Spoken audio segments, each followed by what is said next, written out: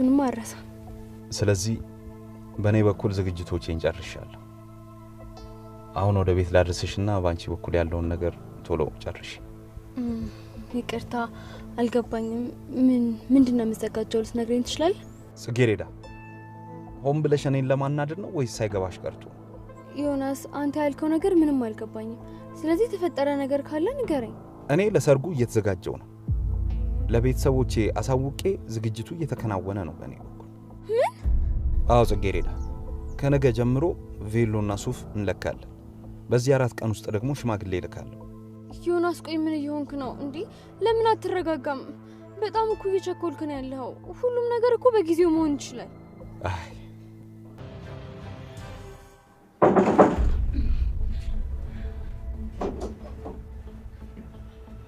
እንዴት አደርሽ ጽጌረዳ? ደህና አደርክ ዮናስ? ምን ነው በሩን ሳንኳኳ የደነገጥሽ ትመስያለሽ። እንቅልፍ ላይ ነበርሽ እንዴ? አቋረጥኩሽ? አይ አልነበርኩም። ድንገት ስትመጣ ደነገጥኩኝ። ትመጣለህ ብዬ አልጠበቅኩም። ዛሬ የምትደነግጪበት ቀን አይደለም። እንኳን ደስ አለሽ። ምንድነው ነገሩ? አልገባኝም። ይኸው። ምንድነው? የነጻነትሽ ወረቀት።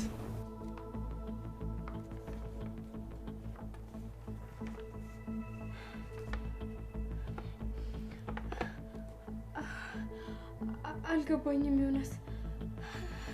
እኔ አሁን ከዚህ በኋላ ከወንጀል ነፃ ነኝ ማለት ነው? አዎ ከወንጀል ነፃ ነሽ። ነገር ግን ፖሊስ ጣቢያ ሄደሽ ማስረዳት ያሉብሽ ነገሮች አሉ። ስለዚህ አንቺን ልወስድሽ ነው የመጣሁት። የምርህ ነው ዮናስ? በቃ ከዚህ በኋላ ፖሊሶች አይፈልጉኝም? ነፃ ወጣሁ? አዎ እድሜ ለኔ በይ። ከወንጀል ነፃ ነሽ። ተመስገን የኔ ጌታ፣ ተመስገንልኝ። አሁን ተረጋጊና ልብስሽን ቀይሪ። መሄድ አለብን ቶሎ። እሺ በቃ ውጪ ትጠብቀኛለህ? እኔ ልብሴን ልቀይር። እሺ። ሰላም ወደ ቻናሌ ቤተሰቦች እንዴት ናችሁልኝ? እንኳን ወደ እኔ ዩቲዩብ ቻናል በሰላም መጣችሁ። ጽጌረዳ ድራማ። በጽጌረዳ ድራማ አሁን ላይ ነገሮች ሁሉ ድብልቅልቅ ብለዋል። እንግዲህ ነብዩ እስካሁን ድረስ የጽጌረዳ ከሱ መሸሽ ጓደኞቹ በነገሩት ነገር ብቻ ተመስርቶ እስካሁን ድረስ ከጽጌረዳ እውነቱን አልሰማም። በሌላ በኩል ደግሞ ጽጌረዳን ወንጀል ያሰራት ሰው አሁን ላይ እንግዲህ እኔን ካላገባሽ አሁንም ከወንጀል ነጻ አትሆኝም፣ ግዴታ እኔን ማግባት አለብሽ እያላት ይገኛል። በሌላ በኩል ደግሞ ጽጌረዳ እናቷ ትልቅ ነገር ውስጥ ገብታለች። ወይም ደግሞ ያላወቀችው እስከዛሬ ድረስ እንግዲህ ሲነስራት እንደዚሁ ጸጉሯ እየተነቃቀለ እሷ ግን ነገሩ ምንም ሳይገባት ዝም ብላ ችላ በማለት ቆይታ እንግዲህ የቅንጭላት እጢ ውስጥሽ ላይ ያለ ተብላለች በዛሬው ዕለት። ሌላው ደግሞ እንግዲህ የጽጌረዳ እናት በር ላይ ቆማ ፌቨንና እናቷ ሲያወሩ አንድ ሚስጥር ሰምታለች። እሱም እንግዲህ ፌቨን ጽጌረዳን እንዴት እንዳጃጃለቻትና እንዴት አድርጋ ከነብዩ ጋራ እንዳለያየቻት ስታወራ በጆሮዋ ሰምታለች። ነገር ግን በዛ ቅጽበት እንግዲህ ራሷን ስታ ወድቃ ስለነበረ የሰማቻቸው አልመሰላቸውም ነበረ። ዮናስ እንዴት አድርጎ እንደሆነ ባይታወቅም ጽጌረዳን አሁን ላይ እንግዲህ ከወንጀል ነፃ ነሽ የሚል ወረቀት ይዞላት መጥቷል። በነገራችን ላይ ከመጀመሪያውም ጽጌረዳ ወንጀል ውስጥ የገባች አይመስለኝም። ሰውየው ሆን ብሎ ያጠመደበት መንገድ ነው እንጂ በፍጹም እንደዚህ አይነት ወንጀል ውስጥ ገብታ እንደዚሁ በነፃ ነሽ ልትባል አትችልም። ወይም ደግሞ ዮናስ የሚባለው እንግዲህ ወንጀለኛ ሰውዬ ማለት ነው። ወንጀል ውስጥ ገቷት የነበረው ሰው እሱ ራሱ እጁ ረጅም ሊሆን ይችላል። ምናልባት እንደዚህ አይነት ከሚሰሩ ሰዎች ጋራ እንግዲህ ፖሊሶችም ሊሆኑ ይችላሉ፣ ባለስልጣናትም እንደዚህ አይነት ስራ ውስጥ የሚሰሩ ስላሉ ማለት ነው። ወዳደሮች ምናልባት ከነሱ ጋር ግንኙነት ስላለው ልጅቷን እንግዲህ ነፃ የማድረግም ያለማድረግም እንትኑ እጁ ረጅም ነው ወይም ደግሞ ችሎታ አለው ማለት ነው በገንዘብ እንጂ እንደዛ በህግ እየተፈለገች ያለችን ልጅ ነፃ ነሽ ብሎ መልቀቅ ትንሽ ያጠራጥራል ነገሩ። በዛ ላይ ደግሞ ወረቀቱ ሆን ተብሎ እንደውም እሱ ራሱ ያስለጠፈው ነው የሚመስለኝ ዮናስ ማለት ነው።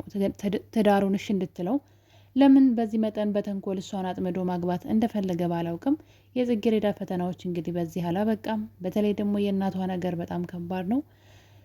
እናቷ እንግዲህ ለብዙ ጊዜ ሲያማት የነበረ ወይም ደግሞ ምልክቶች እያየችበት ነገር ግን ችላ ያለችው ነገር ጭራሽ እንግዲህ ወይዘሮ ዘርፌ በዛሬው ክፍል ላይ ለፌቨንና ለጽጌረዳ ሕፃን እያሉ ምሳ ታስርላቸው ስለነበር ትምህርት ቤት ምሳ አስራላቸው ኑ ልጆች ኑ ውጡ ኑ ወደ ትምህርት ቤት ሄዱ የሚል ንግግር ስትናገር የፌቨን እናት በድንጋጤ እያየቻት ነበረ። ዘርፌ ምን እየሆነች ነው? ወደ ድሮ ማንነቷ እየተመለሰች እኮ ነው ማለት በመደንገጥ እንግዲህ ወደ ሕክምና ብትወስዳትም አሁን ላይ የቅንጭላቷ ውስጥ ያለው እጽ ከመጠን በላይ እንግዲህ እስከ ሞት አደጋ ሊያደርሳት ደርሷል።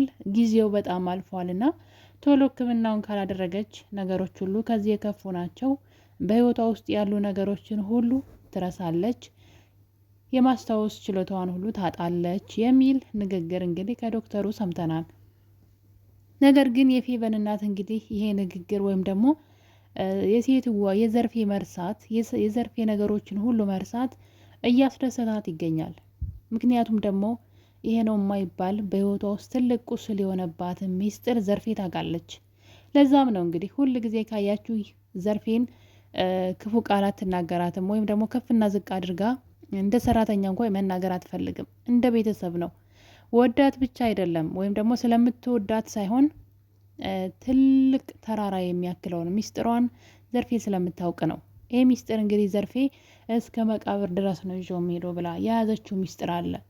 ታዲያ ዘርፌ አሁን ላይ ሁሉንም ነገር ረሳች ማለት ያንን ታሪኬንም ትረሳለች፣ እኔም በሰላም እኖራለሁ ስትል እንግዲህ የፌቨን እናት የሴትዋ መርሳት ለእሷ ትልቅ ደስታ እንደሚያመጣላት ሂሳብ ስትሰራ ያየናት ነበረ። እንግዲህ ታሳክማታለች ብዬ ተስፋ አድርጋለሁ። ምክንያቱም ደግሞ ነገሩ የሹ በሽታው መርሳት ብቻ አይደለም፣ መርሳት ለጊዜው ነው። ነገር ግን እስከ ሞት ድረስ ወደ ሞት ነው የሚወስዳትና እንግዲህ የፌቨን እናት ወይዘሮ ዘርፌ ልታሳክማ ትችላለች የሚል ሀሳብ አለኝ። ነገር ግን ይህን ነገር እንግዲህ እስካሁን ድረስ ጽጌረዳ አልሰማችም። ጽጌረዳ እንግዲህ ነጻነሽ የሚለው ወረቀት ካገኘች በኋላ በጣም ደስተኛ ሆና የሆነ ነገር እያሰበች ያለች ይመስለኛል።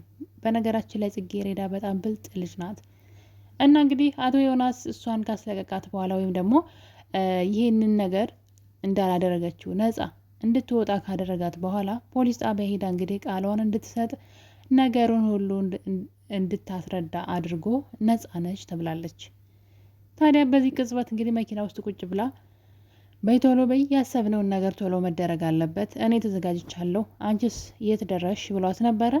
እሷም ስለምን እንደምታወራ ምንም አልገባኝም፣ ስለምንና ለምንድን ነው የምዘጋጀው ትለዋለች በንዴት። ምን እያልሽ ነው? ስንት ጊዜ ነግሬሽ እየቀለድሽብኝ ነው እንዴ?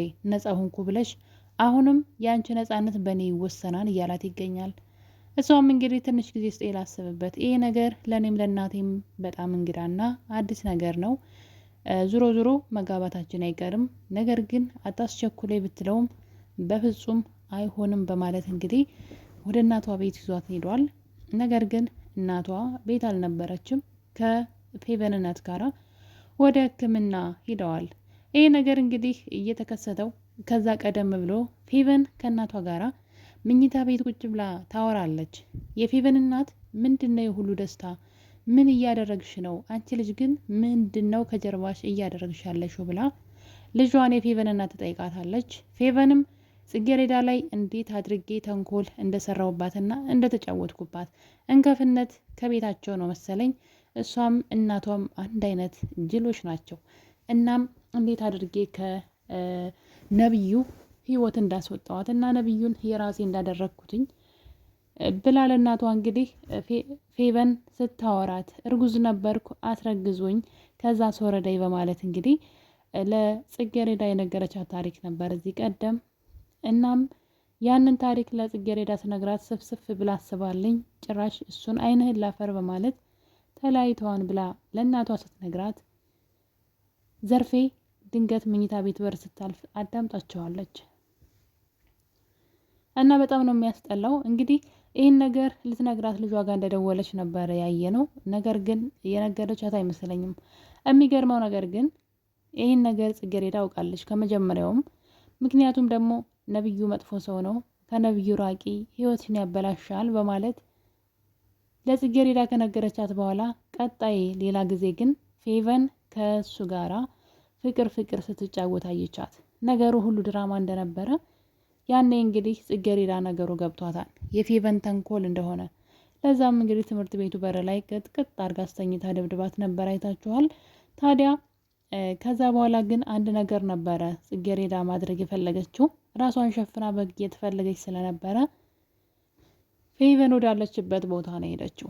ፌቨን እንሄዳ ይቅርታ ነበር ያለቻት። ፌቨን በነገሩ ደንግጣለች። የምን ይቅርታ ነው ብትላትም ይቅርታ አድርጊልኝ፣ ይቅር በይኝ፣ ምን እንደበደልኩሽ አላቅም፣ ምን እንዳደረግኩሽ አላቅም፣ ግን በቃ አታሰቃይኝ ከዚህ በላይ እባክሽ ተይ ልኖርበት፣ ምን እንዳደረግኩሽ ባላውቅም ግን ሳላውቅ ላደረግኩሽ ነገር ይቅርታ ይቅር በይኝ እያለች እንግዲህ ጽጌረዳ ፌቨንን መንገድ ላይ አስቁማ ይቅርታ ስጠይቃት ነበር። የአንቺ ክፋትና ተንኮል ከአቅሜ በላይ ሆኗል፣ ያጠፋሁት ያስቀየምኩሽ ነገር ካለ ይቅርታ ብትላትም እሷ ግን በውስጧ የያዘችው ቂም ስለነበረ ልጅነቴን መልሽልኝ፣ ልጅነቴን ልጅ እያለን አንቺ ጎበዝ፣ አንቺ ቆንጆ እየተባልሽ እኔ ደግሞ ዝቅ እየተደረግኩኝ ነው ያደግኩትኝ፣ ስለዚህ እበቀልሻለሁኝ፣ ልጅነቴን መልሽልኝ ስትል እንግዲህ ፌቨን በበቀል እየተናገረች ነበረ።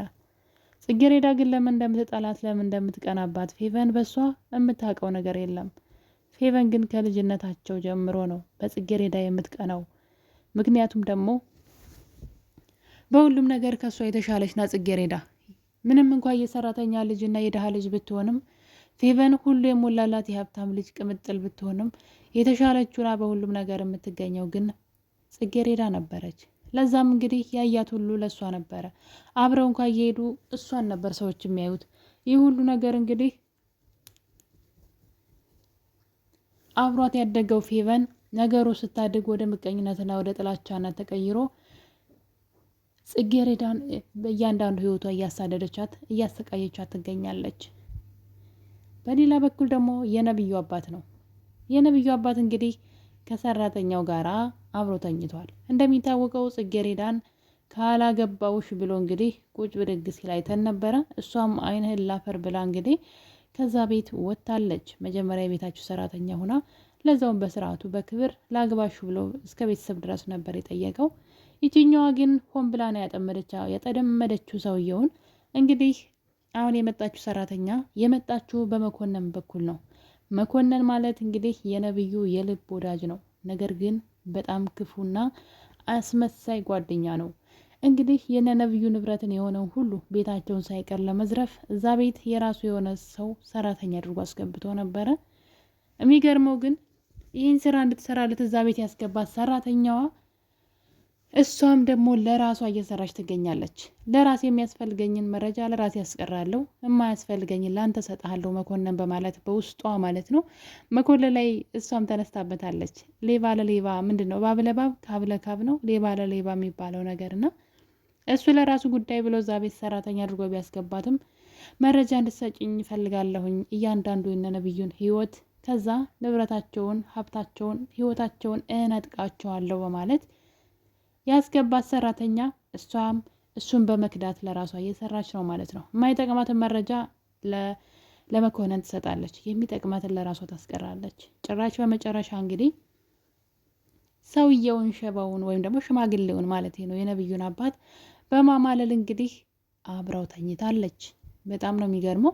አብራው የተኘችው ፈልጋው ወይም ከሱ ምንም ፈልጋ ሳይሆን ከሱ አርግዛ የቢነሱን ንብረት ለራሷ ለማድረግ ነው። ታዲያ የሆነ ጊዜ እንግዲህ የነብዩ አባት እውቀት ያለች ጎበዝ ከሆንሽና የተማርሽ ከሆንሽ እኛ ድርጅት ውስጥ ትሰሪያለሽ፣ ትቀጠሪያለሽ ብሏት ነበረ።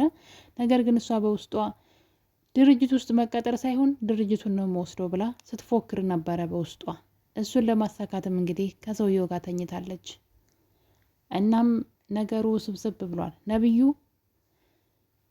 ጽጌረዳን ሊያናግራትም ሆነ ሊያዳምጣት እየቻለ አይደለም። ጭራሽ እሷን ለማናደድ ብሎ ከፌቨን ጋር ለመጋባት ሸር ጉድ እያለ ነው። እንግዲህ እራሱን ነው የሚጎዳው። በነገራችን ላይ ሊያዳምጣት እንኳን ምንድነው የተፈጠረው ብሎ ሊሰማት ፈቃደኛ አይደለም።